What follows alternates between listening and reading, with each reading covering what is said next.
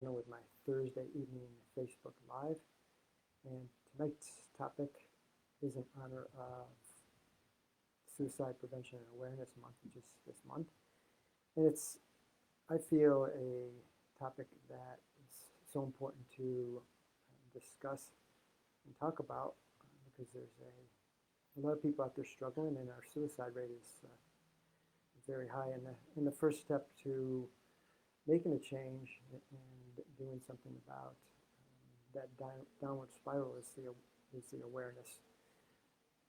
When I was doing a little research about this topic, what really surprised me was the high rate of suicide. And these statistics are from 2020. 12.2 million adults seriously thought about suicide in that year. 3.2 million adults have made a plan, and 1.2 million adults attempted suicide. So those are alarming numbers. I can tell you from personal experience, there was a time back in the early 2000s when I moved from Rhode Island to Florida. I lived down there for 2 years. I was in an unhappy marriage. I was not happy in Florida, disconnected from my support network, and was feeling isolated and desperate. I could have easily gone down that path, but there's some steps I took that helped me get out of that desperate, isolated mode, and I'm going to discuss that in a few minutes. So it's not only mental illness such as depression that leads to suicide, but there's also social aspects, which I talked about. It could be unhappy with a job, it could be financial ruin, it could be loneliness, shame. So some things that you can do, and this was a question posed to people who had previously had suicidal thoughts.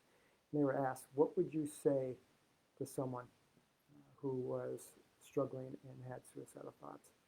And number one, they said is, you are enough. Two, find one thing that you want to stay for, one person, place, or thing. Maybe it's you had a plan for this trip on your bucket list that you want to take, or it could be your children or a spouse. To find one thing that will connect you to wanting to stay. Find an outlet to express what you're feeling. So this is something that I built in at that time I was referring to. I reached out to my support network back in Rhode Island on the phone, and I reached out to my brother, my good friend Ron, and I said, I'm really struggling. I'm going to need to, you're like my lifeline. I'm going to need to be connecting with you on a regular basis.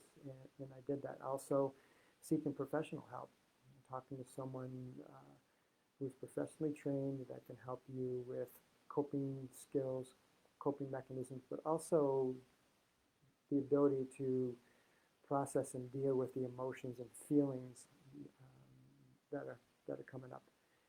And also break down the time frame. So not projecting too far in the future, but break it down from day to day, hour to hour, minute to minute. So whittling it down can be helpful, so you're not feeling overwhelmed by thinking about the future. So what can you do if someone in your life is struggling and has suicidal thoughts? Number one, and this is the case with anyone in your life, a loved one, is you want to listen. It's not just loved ones who are dealing with suicidal thoughts, but any sort of challenges in their life, or just having a conversation with a loved one. You always want to be a good listener. Talk, ask questions. That indicates that you're a good listener. And don't be afraid to ask that uncomfortable question. Are you thinking about killing yourself? Sometimes we avoid that question because it is uncomfortable, and sometimes you might be afraid of what you might hear, but it's important to ask that question and remain present. All good listeners remain present, looking at the person, looking in their eyes, asking questions, listening, and again, asking that most important question. Are you thinking about killing yourself? And then if the answer is yes, help them to get the help that they need, and listen to the struggles that they are dealing with at that point. Hope this is helpful. It's an important conversation that we need to be having.